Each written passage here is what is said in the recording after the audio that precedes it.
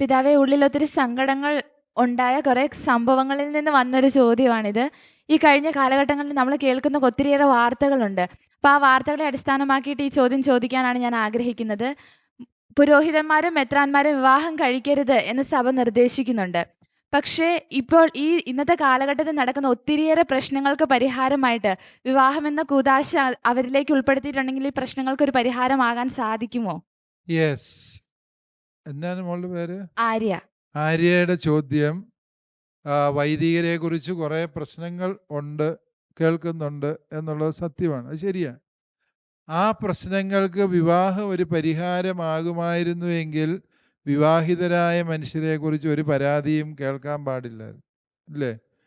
യഥാർത്ഥത്തിൽ നമ്മൾ കേൾക്കുന്ന പരാതികളിൽ ബഹുഭൂരിപക്ഷവും 90% വിവാഹിതരായ വ്യക്തികളുടെ ഭാഗത്ത് നിന്നുള്ള കുറ്റകൃത്യങ്ങളെക്കുറിച്ചാണ് നമ്മൾ കേൾക്കുക. വൈദികരുടെ ഭാഗത്ത് തെറ്റുകളുണ്ടോ എന്ന് ചോദിച്ചാൽ തീർച്ചയായും തെറ്റുകളുണ്ട്. ഒറ്റപ്പെട്ടതാണ് എങ്കിലും കുറവുകൾ, വീഴ്ചകൾ സംഭവിച്ചിട്ടുണ്ട്. അതിനെതിരായി സഭ കൃത്യവും വ്യക്തവുമായ നടപടികൾ സ്വീകരിക്കാൻ പ്രതിജ്ഞാബദ്ധമാണ് താനും. ഏതെങ്കിലും വൈദികരോ സഭയുമായി ബന്ധപ്പെട്ട് ശുശ്രൂഷ ചെയ്യുന്നവരോ തെറ്റുകൾ ചെയ്തിട്ട് അത് മറച്ചു വയ്ക്കുന്ന മെത്രാന്മാരുണ്ട് എങ്കിൽ അവരാ സ്ഥാനത്തിരിക്കാൻ യോഗ്യരല്ല എന്നതാണ് കത്തോലിക്ക സഭ ഞങ്ങൾക്ക് തന്നിരിക്കുന്ന നിർദ്ദേശം. അതിലും ഭേദം ഞങ്ങൾ രാജിവെച്ച് പോകുന്നതാണെന്ന്. അത്രയ്ക്ക് കർക്കശമായിട്ടാണ് സഭ ഇത്തരം വീഴ്ചകളെ വിലയിരുത്തുകയും തിരുത്താനുള്ള നിലപാടുകളും നടപടികളും സ്വീകരിക്കുകയും ചെയ്യും. പക്ഷേ പൊതുസമൂഹം ഉന്നയിക്കുന്ന ഒരു വാദം അത് അടിസ്ഥാനമില്ലാത്തതാണ് എന്നാണ് എൻ്റെ വിചാരം. വൈദികരുടെ ഇടയിൽ നിന്ന് 0.1% വൈദികർക്ക് കുറവുകളും വീഴ്ചകളും സംഭവിക്കും. അല്ലേ വേണ്ട 1% സംഭവിച്ചു എന്ന് വിചാരിക്കും.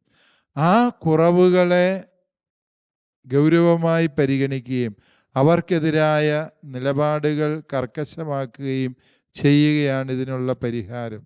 അല്ലാതെ നാട്ടിലെല്ലാവരും കുറേശ്ശെ മയക്കുമരുന്ന് കഴിക്കാൻ തുടങ്ങി, എന്നാൽ പിന്നെ മയക്കുമരുന്ന് എല്ലാവരും കഴിച്ചോട്ടെ എന്ന് വയ്ക്കുന്നതാണ് ശരിയായ വഴി എന്ന് നമുക്ക് ചിന്തിക്കാൻ പറ്റിയല്ല. മറിച്ച് ശരി ഏതാണ്, തെറ്റേതാണ് എന്ന് വിവേചിച്ചറിയാൻ കഴിയും. എന്താണ് ക്രിസ്തീയ പുരോഹിതൻ അവിവാഹിതനായി തുടരണം എന്ന് കത്തോലിക്ക സഭ നിഷ്കർഷിക്കുന്നത് എന്ന് നിങ്ങൾ മനസ്സിലാക്കുക. ഞാൻ പറഞ്ഞു, പുരോഹിതൻ ക്രിസ്തുവിൻ്റെ സ്ഥാനത്ത് നിന്ന് ശുശ്രൂഷ ചെയ്യുന്ന വ്യക്തിയാണ്. ക്രിസ്തുവിൻ്റെ സ്ഥാനത്ത് നിൽക്കുമ്പോൾ അവൻ ക്രിസ്തുവിനെ പോലെ ജീവിക്കണം. ക്രിസ്തു വിവാഹിതനായിരുന്നോ? അല്ലയോ? ക്രിസ്തു വിവാഹിതനല്ലാതിരുന്നത് കൊണ്ട് ക്രിസ്തുവിൻ്റെ സ്ഥാനത്ത് അവൻ്റെ വ്യക്തിത്വം ആർജിച്ച് ശുശ്രൂഷ ചെയ്യേണ്ട പുരോഹിതനും വിവാഹിതനാകാൻ പാടില്ല എന്നതാണ് കത്തോലിക്ക സഭയുടെ നിലപാട്. എന്നാൽ ചില പൗരസ്ത്യ കത്തോലിക്ക സഭകളിൽ ഉൾപ്പെടെ മറ്റ് അകത്തോലിക്ക സമൂഹങ്ങളിലൊക്കെയും പുരോഹിതൻ വിവാഹം കഴിക്കുന്ന ശൈലി ഉണ്ട് എന്ന് മനസ്സിലാക്കിക്കൊണ്ട് തന്നെയാണ് ഞാൻ പറയുക, അവിവാഹിതനായ ക്രിസ്തുവിനെ പ്രതിനിധാനം ചെയ്യുന്നവൻ അവിവാഹിതനാകണം എന്നതാണ് കത്തോലിക്ക സഭയുടെ നിലപാട്. അതാണ്. രണ്ടാമതായി നമ്മൾ മനസ്സിലാക്കേണ്ടത്, മത്തായിയുടെ സുവിശേഷം 19-ാം അധ്യായത്തിൽ ഈശോ വിവാഹത്തെക്കുറിച്ചുള്ള സംഭാഷണം തുടരുമ്പോൾ 10-ാം വാക്യം എത്തുമ്പോൾ പറയുകയാണ്, ദൈവരാജ്യത്തെ പ്രതി സ്വയം ഷണ്ഡന്മാരായ മനുഷ്യരുണ്ടെന്ന്. ദൈവരാജ്യത്തിന് വേണ്ടിയാണ് ഈ വൈദികർക്ക് വിവാഹം കഴിക്കാൻ കഴിവില്ലാഞ്ഞിട്ടോ അവർക്ക് എന്തെങ്കിലും കുറവുള്ളത് കൊണ്ടോ അല്ല അവർ അവിവാഹിതരായി തുടരുക. മറിച്ച് ദൈവരാജ്യത്തിൻ്റെ വളർച്ചയ്ക്കും ശുശ്രൂഷയ്ക്കും വേണ്ടി തന്നിൽ നിന്ന് ദൈവം ആവശ്യപ്പെടുന്ന ഒരു ത്യാഗം എന്ന നിലയിലാണ് അവർ ഈ ഒരു ശുശ്രൂഷയെ മനസ്സിലാക്കുക. നമുക്കറിയാം, ഭാരതീയ ചിന്തകളിലും മുനിമാർ, മഹർഷിമാർ ബ്രഹ്മചാരികളായി ജീവിക്കുന്നതിൻ്റെ നിരവധി ദൃഷ്ടാന്തങ്ങൾ കാണാം. കാരണം അവിഭക്തമായ സ്നേഹത്തോടെ ദൈവത്തെ സ്നേഹിക്കുക. അതാണ് പൗലോസ് അപ്പോസ്തലൻ ഉപയോഗിക്കുന്ന ഒരു പദപ്രയോഗം.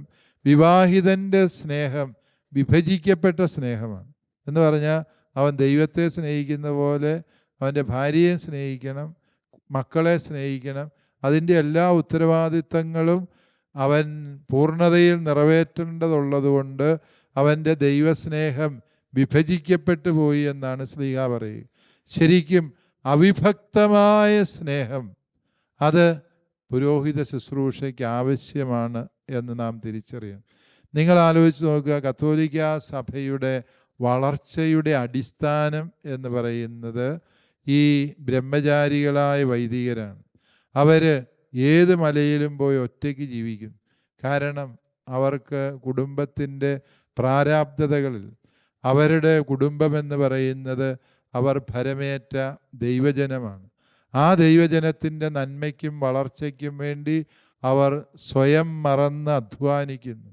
ആ ഇടവകയിലെ എല്ലാ കുഞ്ഞുങ്ങളും അവർക്ക് സ്വന്തം മക്കളെപ്പോലെ കരുതി അവർ സ്നേഹിക്കുന്നു. അവരുടെ വളർച്ചയ്ക്ക് വേണ്ടിയുള്ള കർമ്മപദ്ധതികൾ ആവിഷ്കരിച്ച് നടപ്പിലാക്കുന്നു. ആ ഇടവകയിലെ എല്ലാ കുടുംബത്തെയും സ്വന്തം കുടുംബമായി കരുതുന്നു എന്നുള്ളതാണ് വൈദികന് സഭയിൽ കിട്ടുന്ന കൃപയും അനുഗ്രഹവും എന്ന് പറയുക. ഈ അവിവാഹിതരായി ജീവിക്കുമ്പോൾ പ്രലോഭനങ്ങളും പ്രതിസന്ധികളുമൊക്കെ ഈ കാലഘട്ടത്തിൽ മറ്റ് കാലഘട്ടത്തേക്കാൾ കൂടുതലായി വൈദികർക്കിടയിൽ ഉണ്ടാകുന്നുണ്ട് എന്നുള്ളത് ഞാൻ സമ്മതിക്കുന്നു. അതാണ് ആര്യ സൂചിപ്പിച്ചതുപോലെ പല രീതിയിലുള്ള പ്രശ്നങ്ങളും ഈ വൈദികരെക്കുറിച്ചുള്ള അവരുടെ കുറവുകളെക്കുറിച്ച്, വീഴ്ചകളെക്കുറിച്ച്, അവർ ചെയ്ത തെറ്റുകളെക്കുറിച്ച് ഒക്കെ നമ്മൾ സോഷ്യൽ മീഡിയയിലും മുഖ്യധാരാ മാധ്യമങ്ങളിൽ ഉൾപ്പെടെ കേൾക്കുമ്പോൾ അതിനുള്ള പരിഹാരം അവരെ വിവാഹം കഴിപ്പിക്കുന്നതാണ് എന്ന് നമ്മൾ ധരിച്ചു വശാകരുത്. വിവാഹം കഴിപ്പിച്ചാൽ മനുഷ്യൻ്റെ ഇത്തരം പ്രശ്നങ്ങൾ തീരുമായിരുന്നെങ്കിൽ വിവാഹിതരുടെ ഇടയിൽ ഇത്തരം പ്രശ്നങ്ങളൊന്നും ഉണ്ടാകാൻ പാടില്ലാത്തവരും. പക്ഷെ അതങ്ങനെയല്ല എന്ന് നിങ്ങൾക്കറിയാം. വീണ്ടും ഈ അവിവാഹിതരായി ജീവിക്കുന്നതിലൂടെ മനുഷ്യജീവിതത്തിൻ്റെ ഒരു അതിഭൗതിക മാനത്തിന് ഈ ഭൂമിയിൽ പുരോഹിതൻ സാക്ഷ്യം വഹിക്കുകയാണ്. വിവാഹം കഴിക്കുകയോ കഴിപ്പിക്കുകയോ ചെയ്യാത്ത സ്വർഗരാജ്യത്തിൻ്റെ ഈ ഭൂമിയിലെ ചൂണ്ടുവലകയായി പുരോഹിതൻ്റെ ബ്രഹ്മചര്യം നിലകൊള്ളുന്നു എന്നാണ് സഭാപിതാക്കന്മാർ നമ്മളെ പഠിപ്പിക്കുക. അതുകൊണ്ട് പൗരോഹിത്യ ബ്രഹ്മചര്യം പരിശുദ്ധ കത്തോലിക്ക സഭയുടെ ഏറ്റവും കൃപയാർന്ന നിധിയാണ്.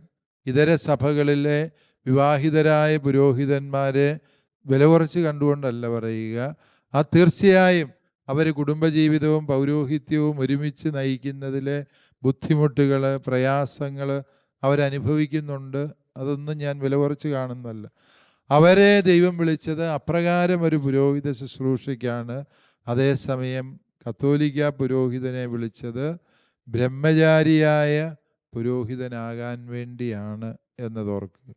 ഈ അകത്തോലിക്ക സഭകളിൽ പോലും പൗരോഹിത്യത്തിൻ്റെ പൂർണ്ണതയായ മെത്രാൻ പട്ടം സ്വീകരിക്കുന്ന വ്യക്തി ബ്രഹ്മചാരി ആയിരിക്കണം എന്ന് നിർബന്ധമുണ്ട്.